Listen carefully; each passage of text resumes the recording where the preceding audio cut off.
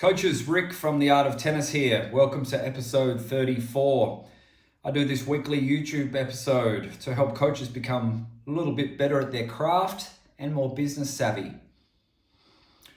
So today we're going to talk about the type of coaches that you need to employ once you've started and are running your own business.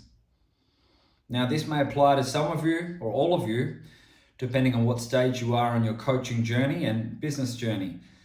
But it's a really interesting look at what I've done in my real life tennis academy at Scarborough in Perth, Western Australia. And the challenges, I guess, that we face as coaches employing staff.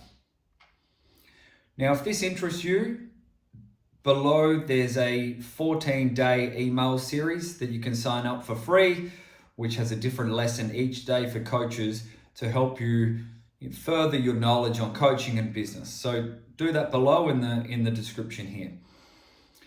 Now, look, let's look at coaches. Now, your obvious first coach, your obvious assistant coach can often be someone that you have trained, that you've brought up in their tennis journey, and they get to around year 11 minimum, year 12, maybe first year, second year uni, and they start to help you out as an assistant coach.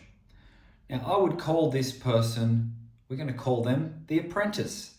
Now, they're the apprentice because you cannot expect them to know everything about coaching. So no matter how much someone has played, all right, they might play really well, it might be UTR 9, 10, 11, but it doesn't matter, right? Because just because you know how to play does not mean that you know how to pass on knowledge or to be able to facilitate learning for other people. In fact, it's a really different skill set. Okay, you need to shift from being all about you as the player to being, how can I help them? Now, for me, I actually really enjoyed that transition, going from playing to coaching, because I felt like I could give a lot more rather than just giving to myself and going through the mental battle of that. It's giving to others and helping others find joy and success with their tennis game. So the apprentice coach, now let's call them a year 12, all right? Now the year 12 apprentice coach, they're going to need guidance, all right? Now they would be considered Gen Z, all right? So the Gen Z, now very tech savvy. So they're not going to have any issue with any technology that you might have. In fact, they can probably help you with any technology that you are struggling with. So you should be using different apps for attendance and your class management, maybe your scheduling.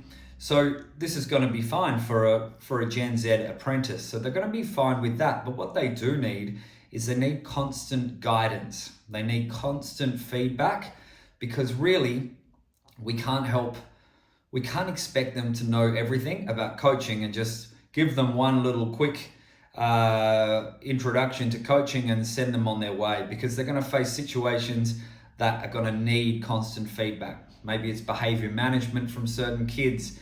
Maybe it's parents, certain requests that parents are making that they're not really sure how to manage, or maybe they do, but they just don't have the confidence or the belief to be able to stand behind their words. So you need constant feedback with the younger coaches. Now, I've had a whole bunch of different apprentice coaches over the years, and most of them have been fantastic. Okay, some of them were helping me out from 15, 16, 17. So it makes a big difference if they get a little bit of exposure to coaching before they take on their own class. Now, what I will add about the Gen Z apprentice coach is that you've got to be careful on how your program's structured. So right now, since 2020, our program is structured in a way where most of the classes have 4 kids maximum, right? So we're sort of a small class academy, and we're not in a position to have someone with little experience running that class, because they've got their own court and they're next to other coaches who have much more experience than they do. So it does get a little bit complicated, because parents are going to see the year 12 kid And especially if they're a little bit nervous and still rough around the edges, they're going to go, oh, look, they're really lovely, but can they go with this person, right? Who's more experienced and, more confident, things like that. So you've got to be careful setting them up in their own group because they're not getting that ongoing feedback and guidance. Where if you've got a structure at your coaching school or academy where perhaps you're taking the group or another more senior coach is taking the group and you're looking for an assistant. So perhaps you take 10 kids or 12 kids with one main coach and an assistant or two helping out. And you rotate around the main coach. Now, that can work really well because the assistant, the Gen Z apprentice, is learning from the more senior coach. The kids are getting a taste of different coaches and they're rotating around, and the parents are happy because the kids are getting, they're getting the experience of the more senior coach, and they don't mind if they're rotated through a less experienced coach as long as they're, still keeping the kids engaged. So that can really work well for that model. And if you're a coach you're just starting, all right, you're just starting your journey of employing coaches, then this is probably the model to go with, is to go, okay, I'm going to expand the group out and have an assistant coach to help, right? Or maybe you have 2 senior coaches, 3 assistants, and you're rotating, right, for a bigger program. So the Apprentice Coach. Now, currently we've got, I'd say I've only got 1 or 2, a couple of apprentice coaches. Now, one of them, he's coached for a long time. He's helped his dad is a tennis coach, so he's coached for many years. So he's been exposed to things like class management and how to set up a court, how to communicate well to kids. And so he's really probably not like your typical apprentice coach and a little bit more experienced. And others I've had to have more chats with, all right? But make sure that, again, they know that it's okay if they don't know it all, but just bring them back, have some chats, give some feedback, and keep them, guide them on their little journey.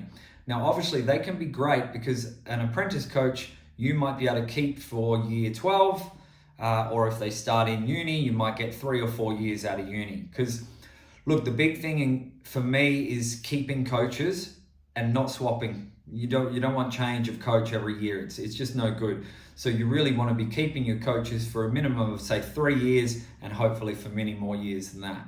But your apprentice coach, you might get 3 to 5 years out of them before maybe they go to full-time work from their uni degree, or they move on and they travel somewhere else, et cetera, et cetera. Things, when you're 21, 22, 23, there's obviously a lot of changes that happen there.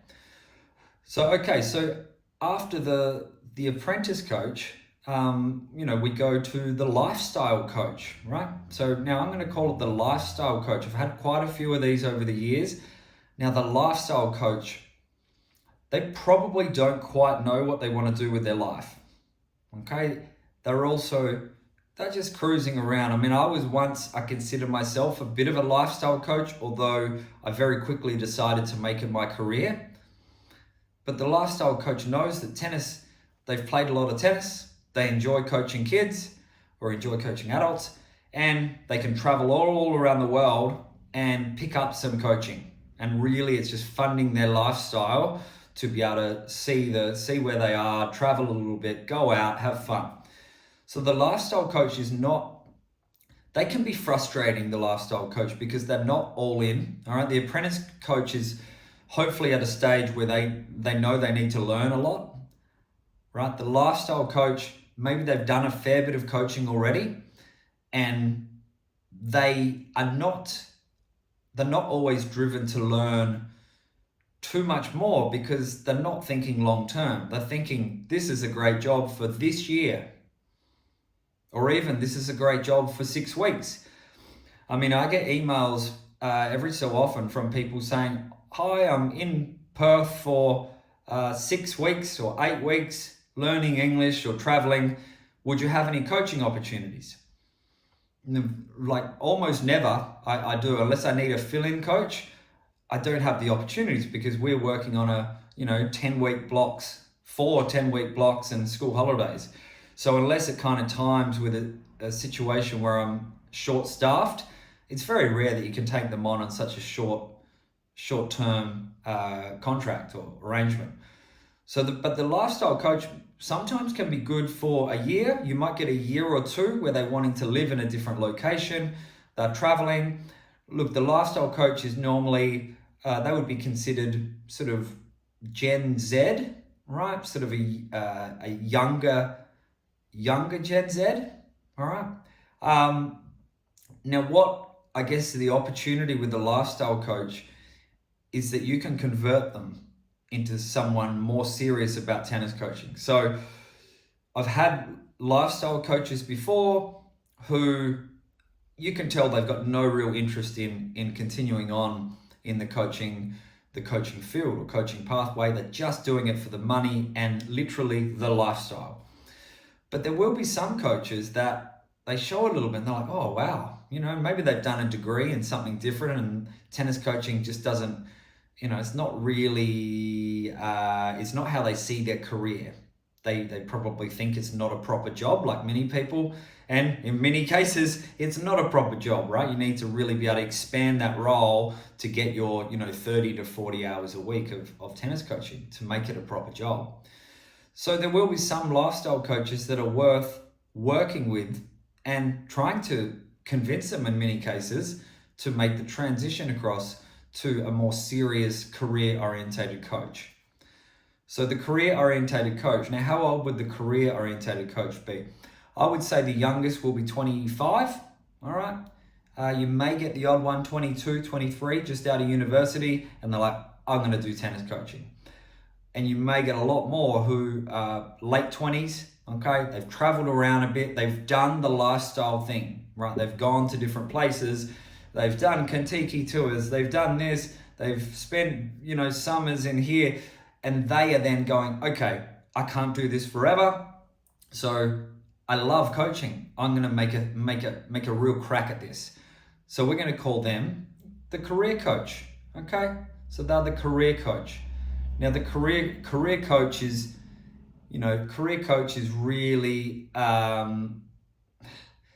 career coach would be that sort of millennial, that 28 to 30, 28 to 40 perhaps would be your standard career coach, where they've decided to commit to the craft and the career of coaching. Now, obviously the career coach has made the decision based on the unique working week of tennis. Tennis is not ideal in some ways, that it's going to be at least one day on the weekend.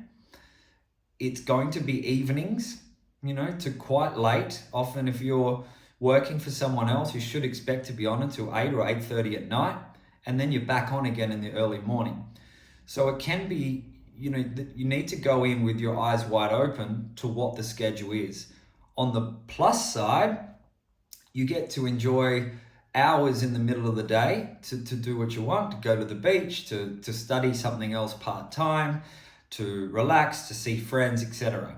So there are plenty of positives to the lifestyle of tennis, but you need to go in eyes wide open to the fact that you're working evenings. You're not going to be able to go and play in your mixed netball team very easily, or lots of the other social activities that might happen during the week in the later evenings. So, but that's a sacrifice we make to have a job which is really fun and rewarding, and something that can really fit into your passion. So the career coach, so what do we need to be mindful about with the career coach? Well, we can't just can't treat the career coach like we would the apprentice or the lifestyle coach, all right? The career coach they've legitimately decided to make a go at tennis. So you need to be giving the career coach certain roles and responsibilities. All right, they can't just be, a bit of this, bit of that, bit of this, bit of that. They need to have their own little areas that they can dedicate themselves to. So maybe that's in the performance space, maybe it's in the adult space, maybe it's in the hotshot space. It will depend on the coach, right? A coach with a bigger playing background perhaps will lean towards adults or performance.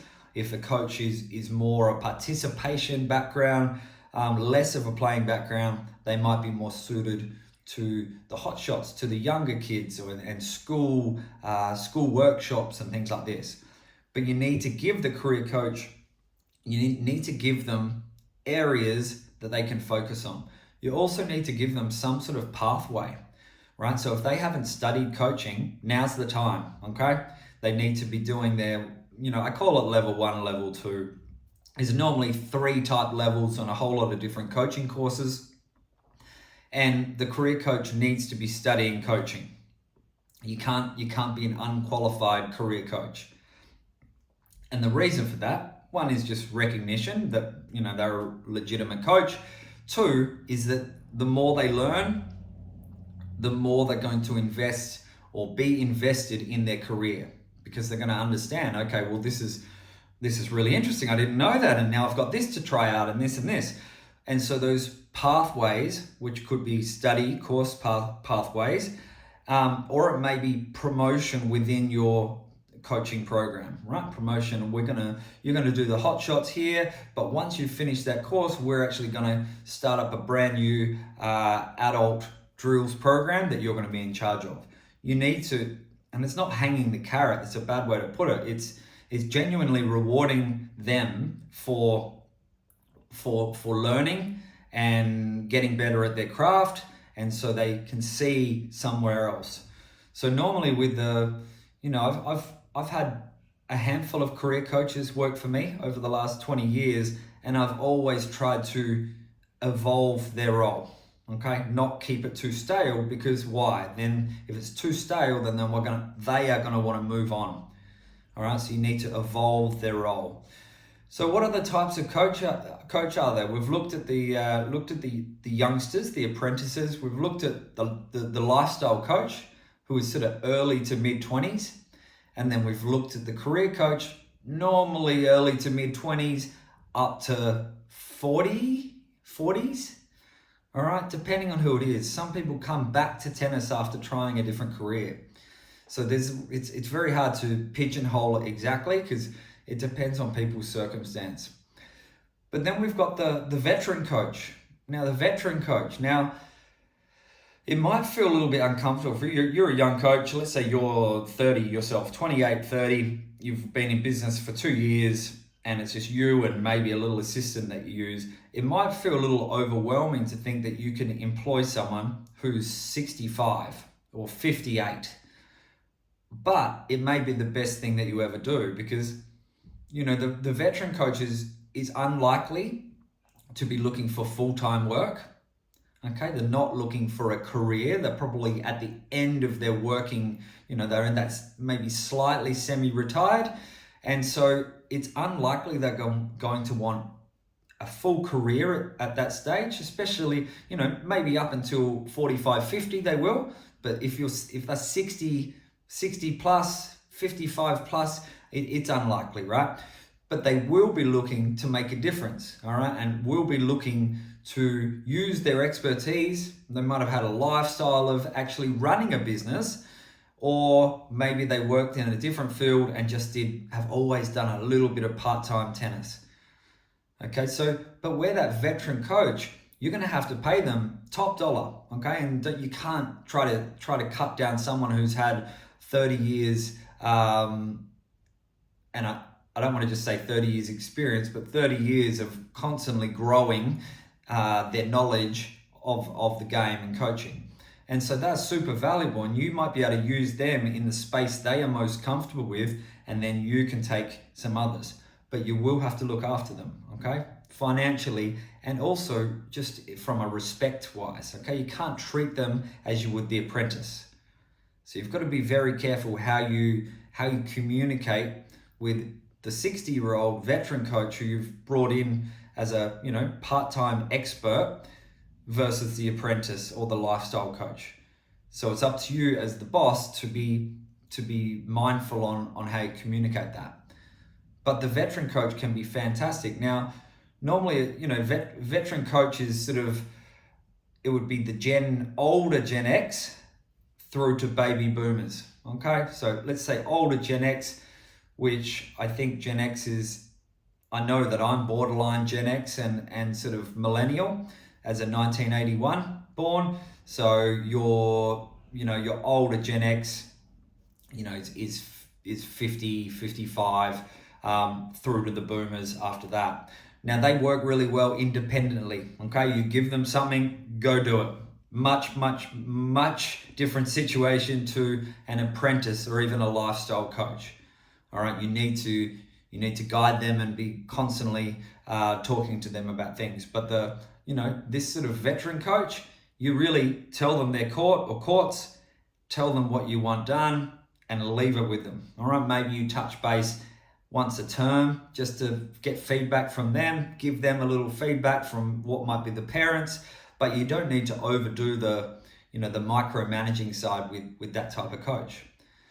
So really, we've got all sorts in a business. Now for me, I have teenage, late teenagers working for me. I have some, I'm just working out their ages. I've got, 3 or 4 in their 20s. I've got a couple in their 30s. And then I have had the veteran coach. I've used that before. I've got really good veteran coaches in to help out. But now I've actually got someone who I think is actually beyond a boomer, all right? Or a very old boomer who is semi-retired, and tennis is just a love, and teaching kids and hot shots is a love of his. And he's fantastic, right? He's working for me for many years. I look after him, he looks after me. So we need all types, okay? But we need to treat them a little bit differently, we can't just put them all in the same little mix and communicate the exact same way. You need to have more one-on-one meetings with these different types of coaches and different generations. So I think that sums it up for now, and we'll see you next time. Cheers.